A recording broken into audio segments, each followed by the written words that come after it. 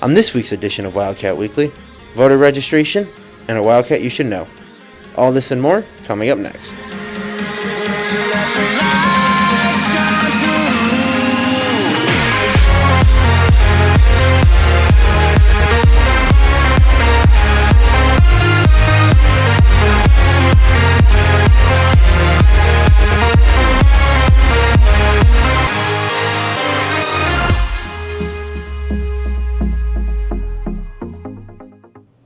Hi, and welcome to this week's edition of Wildcat Weekly. I'm your host, Sam Applebaum.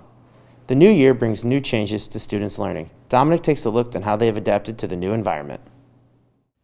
The start of this year's school year looks much different compared to previous.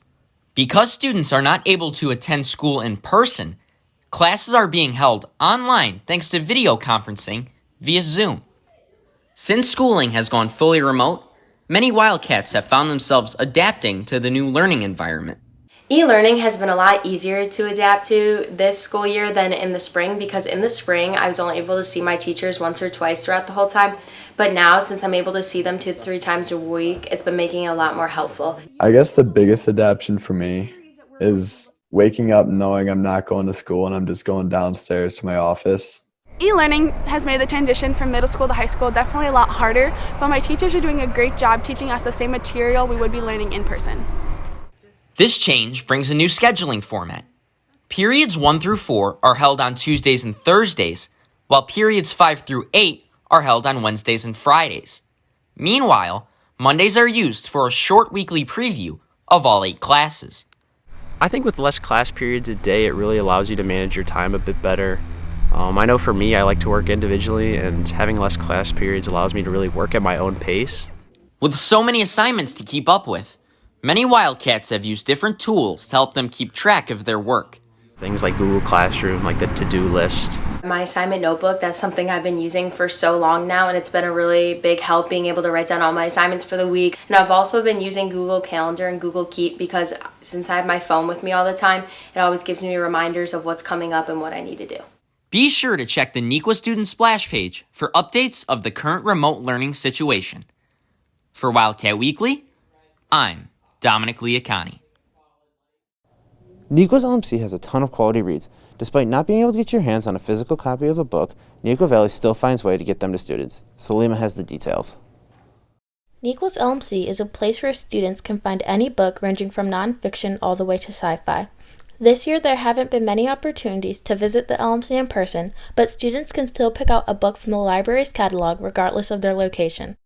Curbside pickup has acted as I switched classes and need to get a different book, or my English class has started a new novel, but then also I want to read, especially now that we're going into more of a cold weather season and possibly another stay-at-home request. It just gives us something to do, keeps us thinking and entertained. To get a book through curbside pickup, visit nblmc.org and look through the catalog to find out what book you'd like. Next, fill out either the main building or Burkett Freshman Center's curbside pickup form, depending on which building you'd normally attend. After that, you'll be contacted by the LMC to arrange a pickup time. And although things are a lot different this school year, LMC directors are still here for you. We're still here to help with Chromebook issues. We're still here to recommend books to you. We're still here to answer research questions. So in some ways, none of that has changed. We just do it differently, whether it's email or Zoom. Well, we've always been kind of the main point where students come if there's a Chromebook problem, for instance, or if they have, research questions, or if they're just looking for a good book to read. And so we're just, I guess, trying to find ways to do all that remotely or in person. Make sure to get hold of a book through Curbside Pickup Wildcats. And for Wildcat Weekly, I'm Salima Scott. The youth vote has never been more impactful than in this election. Jim shows you how to vote today. There's a lot on the line this election. In 2016, voter turnout hit a 20-year low. Only 55% of the eligible population hit the polls. And if you think your vote doesn't count, think again.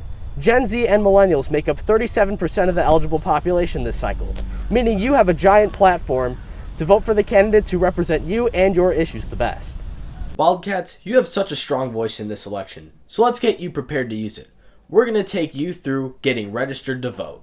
First off is determining whether you're eligible. In order to be eligible to vote in Illinois, you have to be a U.S. citizen, 18 years of age on or before the general election, and you have to be living in your election precinct for at least 30 days before the election. If you're eligible, great. The next step is the registration process itself. You can register online, which is probably the easiest right now, up until October 18th. You can go online and register. An easy way to get to the registration site is to use the League of Women Voters voter guide site, vote411.org. So you go to vote411.org, and there's two pieces of information you need to have when you register. And again, the League site, you'll log into the site and then enter some information, and it will take you to the State Board of Elections website. You will be prompted to enter either a driver's license number or a state ID number. That's probably one of the easiest pieces of identification to have available. And if you have your last 4 digits of your Social Security number to enter in. Remember, Wildcats, it's your civic duty to vote, so be sure to register today. For Wildcat Weekly, I'm Jim Reindell. A NEQA student has been an integral part of an anti-bullying movement. Sam tells you about a Wildcat you should know.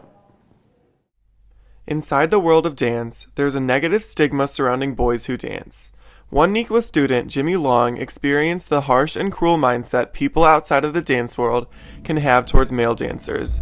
One specific instance stands out to Jimmy and his father as the moment when the anti-bullying movement Dance On was born.